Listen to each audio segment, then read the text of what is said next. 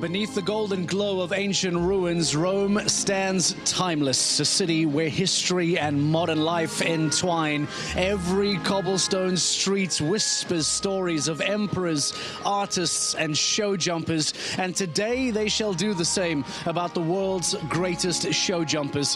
From the Colosseum to hidden piazzas to this here Circo Massimo, Circus Maximus, for stage 14 of the Global Champions League. Championships up for grabs, fighting for survival, criteria and dozens of possible outcomes. Here we find ourselves for yet another magnificent stage of the GCL. Welcome to the city of Rome, and welcome to what is going to be a spectacular day of show jumping. What better way to then start today's show with the team, with a man who was successful here last year in 2024. In fact, has been successful all over the world, but we bring him here as a defending champion of Rome in 2024. The fantastic Michael van der Vleuten comes to join us, winners of Rome. Good memories 12 months ago of what happened over here? Yeah, that's correct. We had actually a fantastic GCL win last year here in Rome. So fantastic memories about that. I know this year it's a new show again, and but again we try to get the best form here, and hopefully we can get the same results as last year. I think we've become used to, Michael, a couple stages where maybe you think it's a clean sheet stage, maybe it's a stage where you expect fences to fall. Last year, Madrid Emotion won this on a clean sheet. Is it fair to say that a ring like this is expecting clean sheets to win, or is it maybe expecting some fences to fall? What kind of ground does Rome generally provide? Yeah, I think first of all the arena, I think it's a beautiful size to ride in for the horses. It's an arena that you can really jump out of a good rhythm, which make the horses way more easy.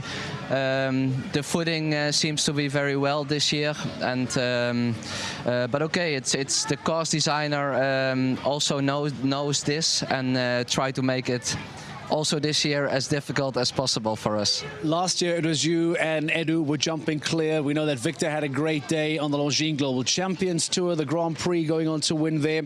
Today it's you and Victor. The great story is that between all of these Madrid Emotion riders, there's some kind of success story that comes out of Rome.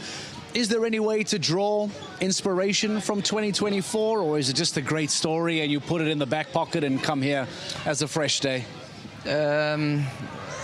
Well, I think it's more that we have the good memories here in Rome, but I think we also know all three that that this is a different year. We also have different horses, not all of the horses, but also some new ones.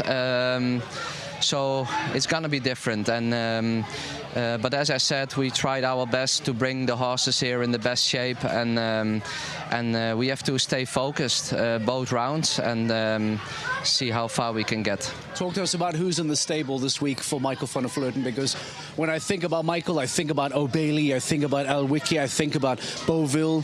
You bring a young 9-year-old stallion to Rome, if I'm not mistaken, hasn't jumped in a GCL before, jumped last week in Vienna. Give us thoughts on who you have here and what leads to Quastor being selected this week. Yeah. So basically, we try to bring one horse out of our best group to perform well here in the Grand Prix. But also sometimes we try to bring up some new talented horses. And this, as you said, this week I have a 9-year-old. To correct, it's a gelding. Oh, apologies. But it's not correct in the passport. No, Quastor van der Heffing. It's owned by Tal Milstein, and it's a horse that I think has the right talent and the potential to grow up in this level, and someday it has to be the first time, you know, and that's today. So let's see if the horse can surprise me with a good result and hopefully he will be useful for the coming events. Were you happy with how he jumped as an individual in Vienna? Did he show Of course. We had an unlucky fault. Maybe it's a bit the experience he's missing at this level. But as I said, the horses, they need to get their chance, and I think he's able to perform well today. Okay, well, Michael van der Vleut and Victor Bettendorf jump GCL Round 1 for Madrid in Motion today. Champions in 2024, looking to repeat that and have another great year 12 months later as we find ourselves once more at Circo Massimo here in Rome for the next stage of the Global Champions League. Best of luck to Madrid in Motion. Best of luck to Michael van der Vleut, and we'll see him and Victor Bettendorf coming out 9th just before the break later on today. Before we get stuck into the rest of today's program, let's remind you as to where we find ourselves. This incredible city once again plays host to us, and we sent Dan Strange out on a bit of an exploration of the city of Rome. Rome, the eternal city where every stone tells its own story, right at the heart of the ancient empire. This is a place where spectacle has always been central to everyday life.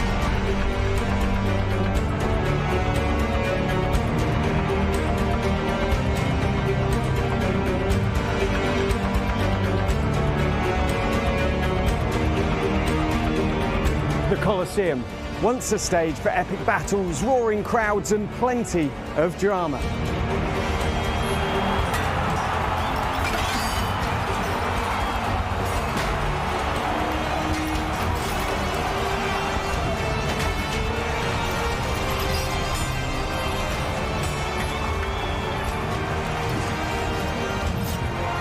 Just a few steps away is Roman Forum, which socially and politically was the centre of the city. From speakers and merchants to senators too, everyone crossed these streets.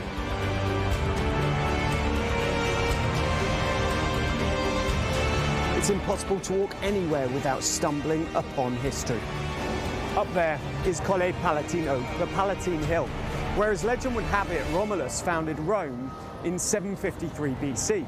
It's where emperors built their palaces, and of course, where from those palaces they could hear the roar from the stadium we're about to rediscover.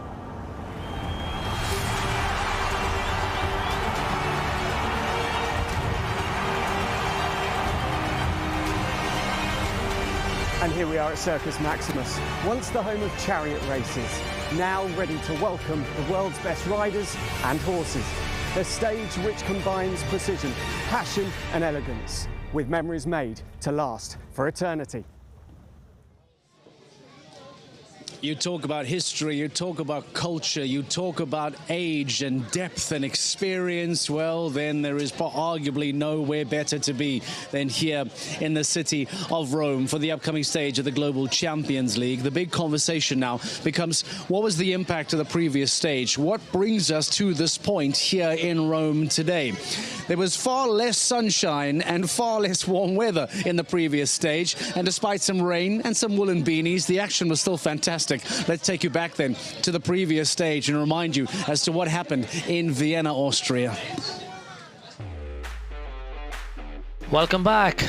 It's the second part of the Global Champions League. We're in Vienna. Riesenbeck International, powered by Horse Gym. Christian Kukuk comes back on George. Last fence coming up. This is quick also. Here we go. Where's he going to finish up? 76.19. So now he hands over. Philip Wysett, Oreo DR. And another clear round for his team. Riesenbeck International. That's a strong showing from them. Valkenswaard United. Marcus up first with Pram de Rosset. It's the 14-year-old by Put Blue. 1, 2, 3, 4. You can see he's making the adjustment. Finishes up, clear round for Hans-Dieter Dreyer. Can he keep it together now? He's a 16-year-old by Balabé de Rouet.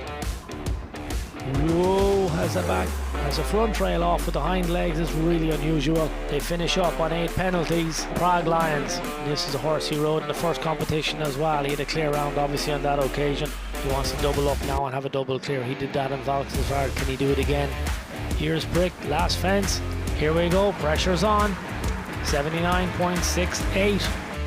Peter the Boss. Back rail now supports 1, 2, 3, 4 strides. Helps it off the front. We're inside the time. We now have a team on 0 and Arena Runberg. As you can hear, the arena's gone so quiet. Let's see what happens. I think we're in trouble. We're already in trouble. We have a winner. Yeah, we're very happy. Our horses jumped really good both rounds. So yeah, we couldn't ask for a better outcome. We needed to perform here to get again some points for that playoff ranking, which is so important, and we managed it. So very nice.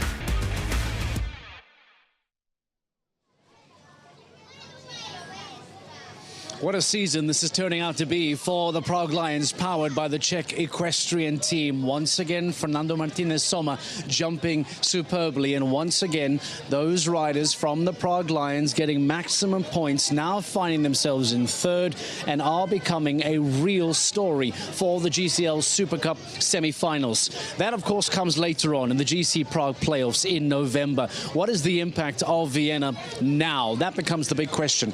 What is the result of that stage in Vienna that brings us to Rome for stage 14? Valkenswaard United, the current championship leaders, holding on to a ever so slight advantage over Kunstars, powered by the Iron Dames, the defending champions. What a great storyline that is. Two-time winners now over the Kunstars, who are looking to become two-time winners themselves. Prague Lions, we mentioned, the Shanghai Swans starting to lose a bit of steam, but do not take your eye off Riesebeck International, powered by Horse Gym. We know they like to finish strong. Madrid Emotion, we heard from Michael van der Vleuten just a few moments ago. A good performance here today, like they did in 2024, can catapult them into a top 4 conversation. And FECI's Istanbul Warriors, powered by the Carpe Diem equestrian team, are still chasing this dream of a top 4, top 5 finish. But that is what it currently looks like at the top of the standings at the end of Vienna.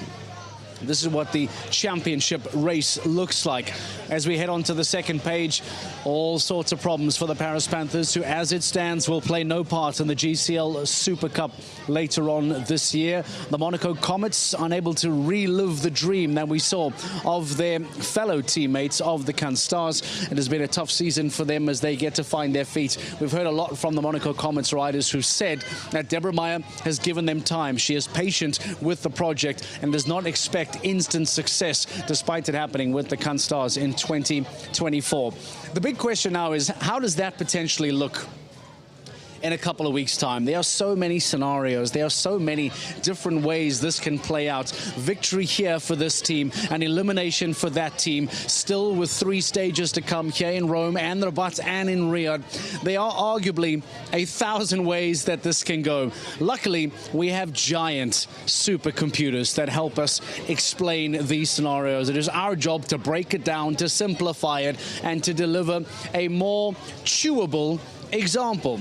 Dan Strange joins us in the studio to have a conversation. Dan, we've created a graphic to try and simplify this. I need your help in understanding. I was going to say, good luck trying to I need your help in understanding this, because this takes a little bit of projection. It takes a little bit of the what-if game. Yep. Talk us through where we are now, what are the criteria we are basing this on, and what does this tell us? So, win percentage, win likelihood for Valkenswaard United at 52%. They can get over 300 points. They're the only team in the Global Champions League, Valkenswaard United, who can do that. The second round in Vienna was huge, because Valkenswaard United managed to get themselves on the podium when Kunstars and Shanghai Swans slightly fell away, had bad rounds, it didn't go for them. And the dream of GCL, Dan, is to perform well when those around you do not. That's what makes that Vienna performance so important. Exactly. Now, if they average their 20 points per round, which they've been doing, it means Kunstars in second, you see 30% win percentage chance, have to score 75 points from 3 rounds. Now, put that in perspective. They're one of only 2 teams in the top 7 who haven't podiumed in the last 5 rounds. So their form for Kunstars is not where it needs to be. They have to make up 5 points a round on Valkenswaard United over the last 3 rounds, which includes here in Rome. Then dropping down to Prague Lions, the red-hot form team, they still have a 10% chance of winning this league. They won in Vienna, they won in Valkenswaard. They are absolutely red-hot form. I feel like they deserve a little more, and I know this is what the numbers are telling us. It's not what you're deciding, but this is what the numbers are saying. But based on that form, based on this late climb, I'm fighting the supercomputers. Prague Lions need to be higher than that, surely. If they perform well again today, come on. They've got to make up 10.33 points per round. which can sound like a lot, it cannot sound like a lot, but it is a lot, really, when you're having to do it consistently. 10.33 points per round on the two top teams is a lot. Then you've got Shanghai Swans. Now, they're a team whose form has dipped massively. Ben Mayer, 20 faults in round two. Championship contenders for the first half of the season. They seem to have lost a bit of steam. They won in London, and since London, it's not gone their way. And then Riesenbeck International, 3 podiums in a row. 3 podiums in a row. Talk about late momentum for the Prague Lions. Riesenbeck are a team that have late momentum as well. And when you have both Weishaupt brothers, when you have Christian Kuckuck lying around, this is a team that, again, I argue, probably feel like they deserve a higher number than that. No wins for Riesenbeck. And this is one of the criteria that goes into the supercomputer. You're asking why Riesenbeck are only at 6 when they have such a good team. This is being judged on so many different factors. But 5 podiums. So what it means, what it boils down to, the championship is still wide open. Although Valkenswaard United are the top dogs, 14 points clear of CanStars, it's still wide open. The podium spots in the Global Championship still absolutely wide open. And that race for the top 4 to make the GCL Super Cup semi-final in Prague and the GC playoffs and not have to go through the quarterfinals, still wide open. Plus, of course, as you said, down at the bottom, Durham, Paris in their own mini battle to try and make it to Prague. And the joy of all of this is that we can put into this supercomputer 1,000 different scenarios, and Team X could get eliminated in round 1 today, take home 0 points, another could win, and that graphic will completely change by the end of the night. And when you look at it, when you think of that, if in round 1 especially there are eliminations of these top, it's not just top 5, of these top 7 teams. Madrid in Motion won here in Rome last year. They're in 6th. Basel Cosmopolitans, they're going well, 4th in Vienna. So if one of the top 4 get eliminated, it really brings the teams below into that equation and everything reshuffles. Welcome to the world of show jumping, and that is just how and why it is so beautiful. It is never locked in. It is never guaranteed. Let's talk about that race for the crown and focus on those top 2 for a second. You have the defending champions in the CanStars going head-to-head with the current championship leaders, Valkenswaard United. Guys, Valkenswaard United, it was a bit of a, not a let-off in Vienna, Hansi, but you got the podium in Vienna almost against the run of play, if that's the term to use. Is that how it felt? Yeah, we were really surprised. We had 2 good rounds, I think. We had 8 points, but then in the second round it happened a lot, and we ended on the podium. Good. The first time you've ended on the podium this year without a certain Gilles Thomas. Now, Gilles, you're back in this weekend. You're 14 points clear in the championship race. How much is it excitement looking ahead at potentially winning another GCL championship for Valkenswaard United? And how much is it anxiety of looking over the shoulder and hoping CanStars don't catch you? Yeah, it's been a long season and every result counts, so it can go quick, but it also can go quick the good way. I think we are here, both of us, with our good horses. But yeah, now it's actually the season almost over, only 3 stages to come. So yeah, we are looking forward to Riyadh. How has what you did last season helped you this year as you try and chase down Valkenswaard United? Yeah, it of course helped a lot. We got a lot of experience last year and had a very good success over the whole season. Yeah, this year we're gaining or aiming again to get a lot of points, and yeah, at the moment we are 2nd. Hopefully we can gain some more points, and yeah, I think the goal in the end is to be on the podium, but maybe we can yeah, be on top again. Hansi, when we look back at Vienna, going into that second round or coming into the back end of the second round, CanStars had the opportunity to make a big statement points-wise, and they didn't manage to do it. How much pressure, how much of a pressure cooker scenario has that put on them in second now? Yeah, we have every class, right? We have pressure, and I think with the experience, the pressure goes a bit down, and yeah, we stay focused, but not be nervous. In Vienna, the team rode really well, but took risks at the end and they didn't quite pay off. How big an opportunity was that missed? Yeah, it was a big chance for us, but like you said, we are one team, and if one have not the good feeling, we have still to fight and to accept. So Anastasia I think she still had a good round, but we were missing points, and in the end, we are still second. But like you said, we had 2-3 shows where we could easily still stay in front. But yeah, this is the excitement of the show, of the classes. Your founder was Jan Tops. What's he said to you in the background? What's been his word? You have to ride clear today. That's it? That's it. Just Easy. one round at a time? No, yeah, okay. He knows the sport. He's already so many years in the sport, so he knows also how it goes. But definitely before every round, he tries to motivate us. Yeah. Deborah's a winner. We know that. She's also very, very close to her team and really tries to build you as a team. What has been her words of inspiration coming into this weekend and looking forward? Well, we always know that there's no pressure from her side. And like you say, she's staying close to us, and in the end, it's in our hands. And yeah, we try to follow our dreams and to keep fighting till the end. Last time in Vienna, you managed a podium without Gilles Thomas. This week, you've got him here, so surely that stacks the odds in your favour. I think it's even easier. He's a clear Rome machine. I have to ride well, and then it works out. Falkenswaard United having a conversation alongside the Kant Stars with the Iron Dames. We're having a chat to Dan Strange. The race for the crown, we are starting to refer to it as the two top teams towards these final stages of the 2025 season continue to go head-to-head in search of a GCL championship win.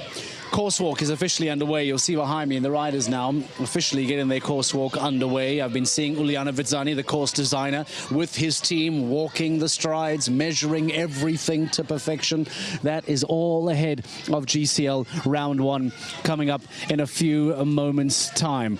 Also, just an FYI, a magnificent day for a bunch of school kids that have come out.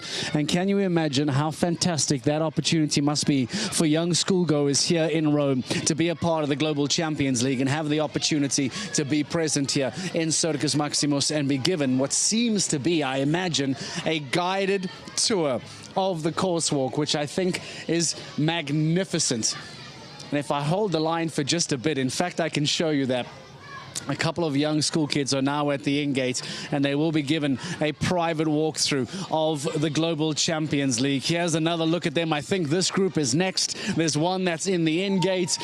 Talk about memories, core memories for these young show jumping fans. That's wonderful. Maybe we do something with the kids a little bit later on today. For now, though, let's talk about the home team. Let's talk about the Rome Gladiators, powered by Cavalleria Toscana, Nadia Petersteiner, and the young, impressive Yali Cass, sitting down with us to have a conversation about how it feels to host a GCL stage. Yali, Nadia, welcome to Rome, welcome home for the Rome Gladiators. Nadia, I'll start with you. Just give us the emotion, give us what it feels like to actually ride for Rome in Rome. It's always special to ride on the venue of your team. It's nice to be here and be part this weekend, and the city, like Rome is Rome, and there's nothing else to say. I think it's just a pleasure to be here. And it's all about the team, Nadia. It's been a very different season for the two of you this year, but a good season. Yali, young, upcoming, exciting, the youngest GCL rider ever. And for you, a more experienced role in the team. Is that fair to say? What's it been like in terms of experience for you? We have a nice team with like Yali as a young rider, as John in the first half of the season, and Peter the second, with so much experience in her life. I'm a little bit in the middle, but we have a team where everybody has his place, and it's a good ambiance and everything together. So we have a good year together. Yali, what's it been like learning from great riders like Nadia, like John Whittaker and others? It helps a lot. In the warm-up, when we walk the course, I learn from their experience, and they help me do my best. What's your experience of Rome been like? What's your highlight of Rome? There is really nice atmosphere here, especially at the show. I jumped here last year, and the crowd, everything, there is so much atmosphere. It's so nice to be in the arena, and you feel the really historic venue. It is a very historic venue. Away from the show, Nadia, when you're, wandering the streets back to the hotel or hanging out, where's your favourite place to go? Favorite place, it's difficult to say. I think the whole city is amazing. I was here for the first time last year. We were visiting a little bit, and I think there's so many special places, and it's just an amazing city. Yali, having lived here, you know the passion of Italy. Passion and Italy go together hand in hand. What are you expecting from the crowd here in Circus Maximus? It could be really quite intense. Yes, but I love it. I love the pressure, I love the support from the crowd, and I hope I'm gonna make them happy. So Nadia, a big weekend, home pressure. Do you feel pressure being in Rome? Oh, we have always a bit pressure riding for a team, not only for ourselves, but I think in the end, once we are on the horse, it's one show like the others, but we try to get as small as possible what needs with the pressure. In 3 words, can you sum up what Rome Gladiators means to you? Yali, I'll start with you. Young, passionate, and winners. Team spirit, experience, and young talents. If Rome Gladiators win this weekend, it would be a huge outpouring of emotion. It would be a bit of a surprise from this season in the GCL. For Yali, we know it'll have to be gelato to celebrate. Nadia, for you, champagne? I think, yeah. Yeah, I'll buy gelato for all the team. Yali Kass and the incredible Rome Gladiators lineup with Nadia Peter-Steiner. Now, I'm afraid they're not very tall, and I want to take just a moment before going to Dan Strange, but I mentioned some of the school kids that have now come on tour and coming to take a look at Global Champions League, and here they are now being guided around the ring, which I think is absolutely magnificent. They now find themselves walking towards the Longines fence here just behind us. We just talk about wonderful memories being created here in the Global Champions League, wonderful moments and opportunities, and here they all are getting an opportunity to get a private course walk, which I think is remarkable. Speaking of the actual teams that are now going to be jumping, the Mexico Amigos powered by the H5 stables. Let's hear then from Carlos Hank Guerrero standing by with Dan Strange. Dan, let's get some thoughts of Carlos Hank. Yeah, thanks, Mark. From the school children that aren't the tallest to Carlos Hank Guerrero, who I think is the tallest rider on tour. Carlos, you've walked the course. It's a really intriguing course, this one, because it doesn't look like the most difficult, but there are some interesting nuances. What's your view? Yeah, exactly. I think Giuliano gave us quite a few options today for the ones that are going to be trying to go a bit faster and going for the class. You already start from 2 to 3 already with an inside option, and then 2 rollbacks to big enough oxers that have not so much space. After 6 AB, you have an inside turn to number 7, and then the double vertical straight after with 5 strides. So I think that's one of the bigger options. And then after that double vertical is another inside turn, which is tight enough to this Global Champions Tour oxer. So I think overall it's quite a fair course. If you do those inside options, it's also going to be tricky enough. Mexico Amigos, same 2 riders today as you had in Vienna. Confidence high? Yeah, we have different horses, same 3 riders. We're going to try to make a change for the second round maybe, but hopefully a better result than Vienna. Thanks, Carlos. Good luck to you and the team. Mark, back over to you in the studio.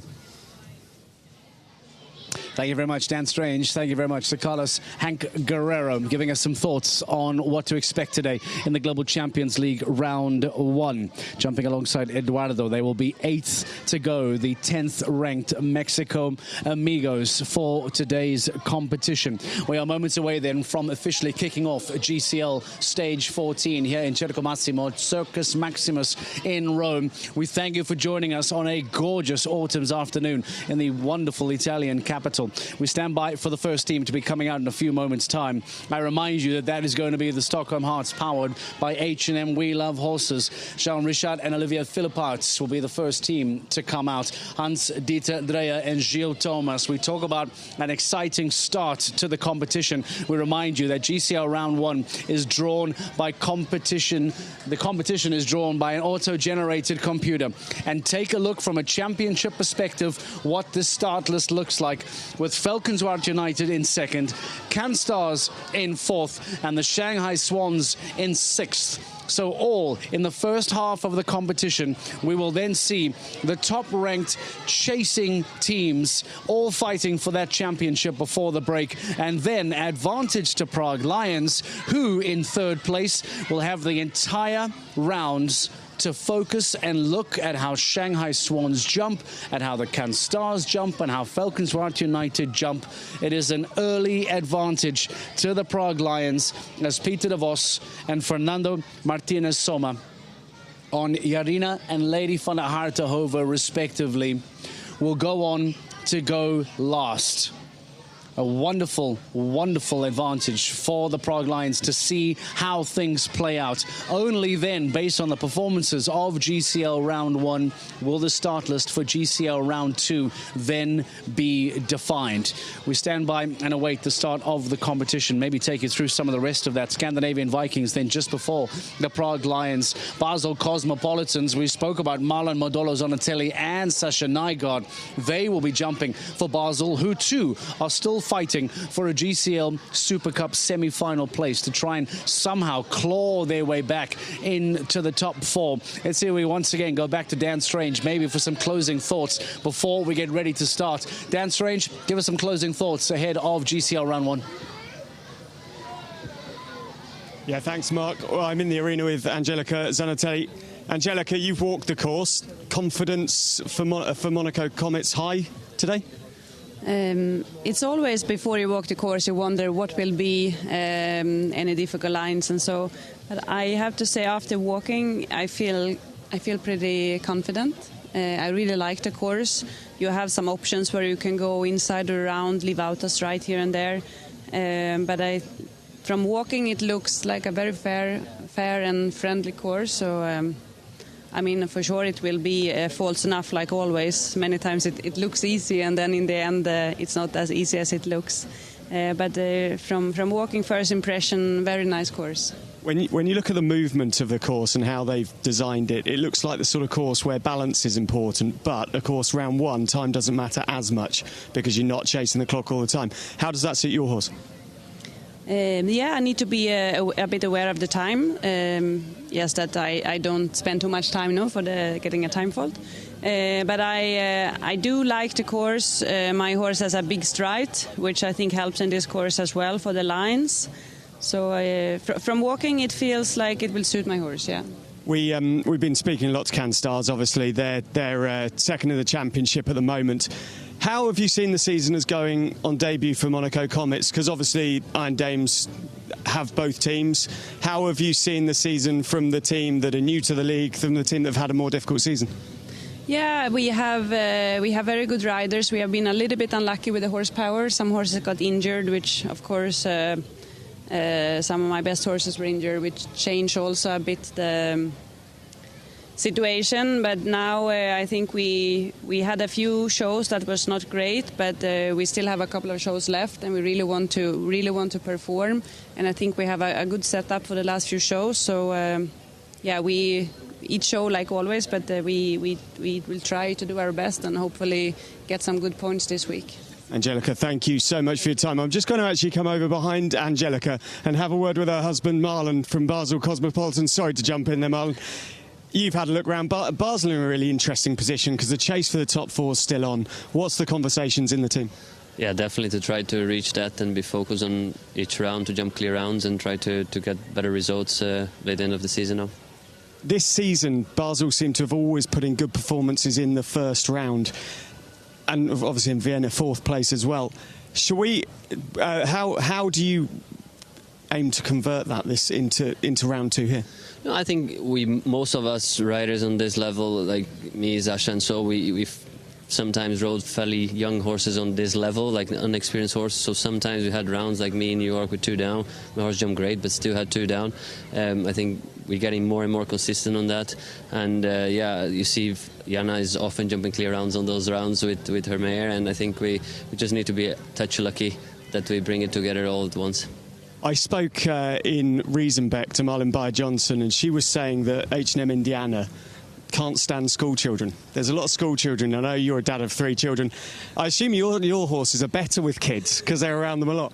They are used to it, playing soccer around the ring and screaming and jumping around and riding their ponies, so hopefully they'll be used to the kids here today. And when you've looked at the course, you've obviously been and walked. We're right by the 12th fence here, which is really an unusual one because there's not much of a run out afterwards. How have you viewed the course, but the back end of the course, because it really does sort of wave around nicely at the end? Yeah, he builds often nice courses to ride, very, very friendly to the horses, but always very tricky. You have faults everywhere, and this line definitely is a tricky line. The horses, if they fall into the right here, they know already they're going right, and with the back screen on the back, many horses gets a little bit shy on their jump, and this is a delicate plank, so it could be a lot of faults here. Marlon, thank you so much for your time. Nuno, come with me a sec, because I'm going to have a quick word with the winners from Vienna. I can see them both here. Peter de Vos, who was late to his winners interview in Vienna, and FMS, who's trying to be late to this interview. Guys, you guys are on flying form, aren't you? You must be really excited for today, surely. Yeah, I mean, every show is different, so anything can happen, but for sure we want to keep the results up. You're on Lady in round 1. I was having a look. She's the oldest horse in the class today. Oh, really? I didn't know that. I mean, she's not that old. She's 14, but yeah, good to know. Peter, thoughts on the course that's been built here? Where is it most difficult? I think it's like always a little bit. It's not really big, but it's a delicate course. You can have falls everywhere. I think the lines are set a little bit with distances in between here and there. But it's a nice way to start, and then at the end a little bit some difficulties. This is going to make you two chuckle. We were looking at the supercomputer, as we call it. We've been looking at the chances to win the championship. Prague Lions still have a 10% chance to win the championship. What do you put your late season form down to? Because you really are, even over Riesenbeck, you're the red hot team. Yeah, I mean, we have a plan for the coming shows. We anyway will be very happy to end up in the top 4, so we will just keep fighting and see the result that comes will be good enough. Guys, do you reckon you can third win since Valkenswaard possible today? We like to celebrate after the class. Let's try to focus now. And Peter, hopefully we can do the celebration later on, but not now. Okay, here's the deal.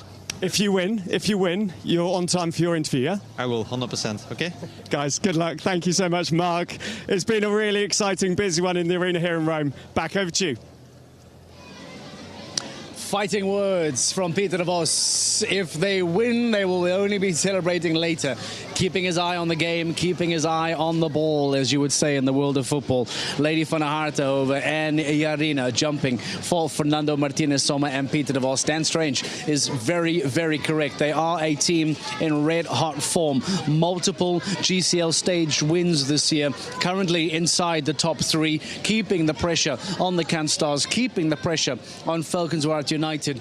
The Prague Lions, powered by the Czech equestrian team, are a threat to be reckoned with. Can they go on and make it onto a podium again here by the end of the night? Final groundwork being done behind me. Course walk officially wrapped up now. That means that we are moments away from starting today's event. Let's remind you as to where we go from here, because of all this championship talk, it is not just about being here in Rome. We need to cast our eye ahead. We have to focus on what is still to come over the next couple of weeks.